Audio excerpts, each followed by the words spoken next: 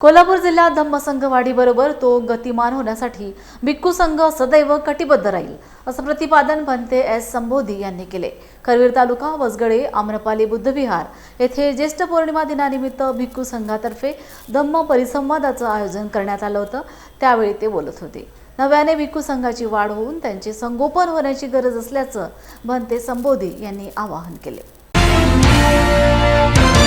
जी महत्त्वाची बाब आहे त्याच्यामध्ये प्रामुख्याने आपण जर पाहिलं तर काही वेळेला धर्माला ग्लानी काय येते याच्या संदर्भामध्ये मी तुम्हाला सांगेन की त्या धम्माबद्दलचं पुरेसं ज्ञान नसणं, दुसरं धम्म प्रसारासाठी संघ पद्धतीनं त्याच्यामध्ये जर समजा आपण नियोजन नाही केलं तरी देखील त्या पद्धतीनं धम्माची हेळसांड होऊ शकते।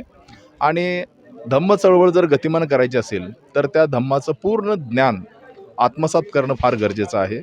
आर्य अष्टांगिक मार्गाचं पूर्ण अवलोकन करणं आणि पंचशीलाचं पालन तो त्याच्या दैनंदिन जीवनामध्ये करत असताना त्याचा प्रभाव त्याच्या कुटुंबासह जनमानसावर पडण्याची जबाबदारी घेणं हे प्रत्येक बौद्ध बांधवाचं आद्य कर्तव्य आहे। मला असं वाटतं की अलीकडच्या काळामध्ये बौद्ध धम्माची जी वाढ आहे, धम्माचा जो प्रचार आहे तो संत गतीने जरी होत असला तरी ते कन्स्ट्रक्टिव्ह रूपामध्ये होत आहे।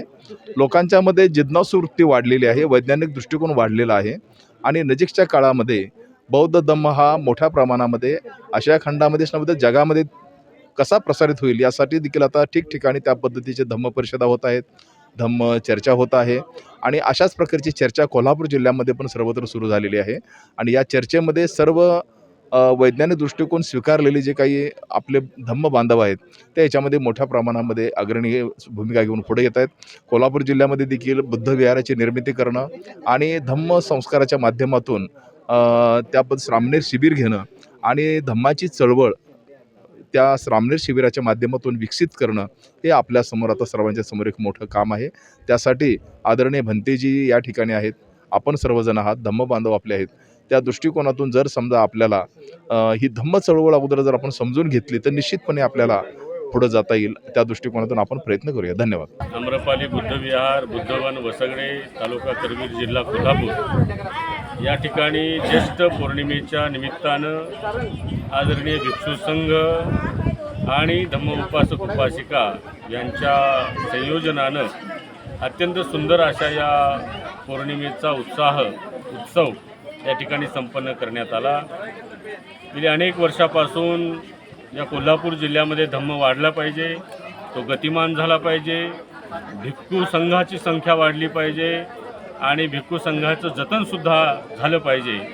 त्याचबरोबर नव्याने भिक्खूसुद्धा जन्माला आले पाहिजे आणि त्यांचंसुद्धा संवर्धन झालं पाहिजे अशी एक भूमिका ठेवून गेल्या अनेक वर्षापासून या बुद्धवन वसगडे या ठिकाणी भिक्खू निवासाची निर्मिती करून अनेक भिक्खूंना आपण या ठिकाणी आमंत्रित करत असतो।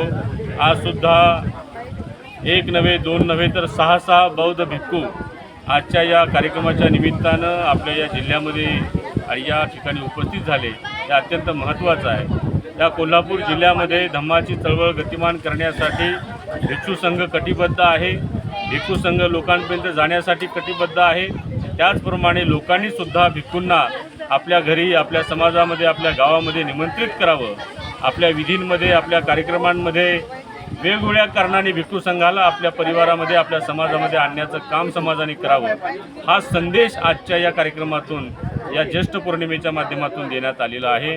तेव्हा मी संपूर्ण कोल्हापूर, सांगली, सातारा, बेळगाव आणि रत्नागिरी जिल्ह्यातील तमाम बौद्ध उपासकांना आणि तमाम श्रद्धावान उपासक उपासिकांना असं आवाहन करतो की त्यांनी धम्माची चळवळ वाढवण्यासाठी आपापल्या परीने तर काम करावं, परंतु बौद्ध भिक्खूंना सुद्धा आपल्या ठिकाणी आपण जिथे निवास करतो, आपण जिथे राहतो, आपल्या गावामध्ये, आपल्या बुद्धविहारामध्ये आपण पाचारण करावं, त्यांचा यथोचित सन्मान करावा, त्यांच्या संवर्धनासाठी त्यांना जे जे काही आपल्याला सहकार्य करता येईल ते सहकार्य करावं आणि सेवा करावी अशी भावना आपण प्रत्येकाने मनामध्ये निर्माण करावी असं आवाहन आम्ही आजच्या निमित्तानं, आजच्या या पौर्णिमेच्या निमित्तानं केलेलं आहे। भरभरून लोक आज या कार्यक्रमासाठी इथे उपस्थित राहिली आहेत।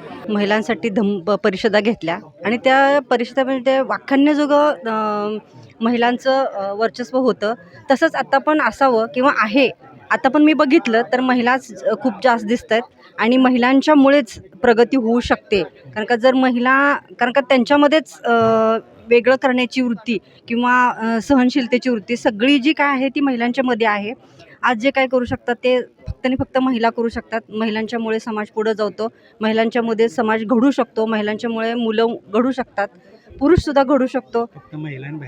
फक्त महिलांनी बाहेर पडायला लागते आणि महिलांनी ते करून दाखवायला लागते की हे मी करणारच. अशा पद्धतीनं जर महिला बाहेर पडल्या तर निश्चितच बदल घडू शकतो आणि घडणार याची मी ग्वाही देते. कारण का माझ्यापासूनच मी सुरुवात केलेली आहे. मी बाहेर पडले म्हणूनच समाज कसा आहे, काय आहे, समाजामध्ये काय उणीवा आहेत हे बघत आले.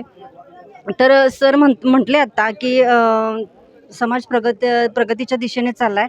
तर जरासं माझं वेगळं मत आहे. कारण का मी खूप खेडेगावातून फिरली आहे, खूप खेडेगावातून गेले आणि जिथं जिथं काय म्हणजे हेच नाही आहे. सरपंचपद 5 वर्ष भोगलेली आहे. त्याच्यामुळं मला माहिती आहे काय स्त्रीला काय हे केलं जातं, कशा पद्धतीनं वागणूक दिली जाते.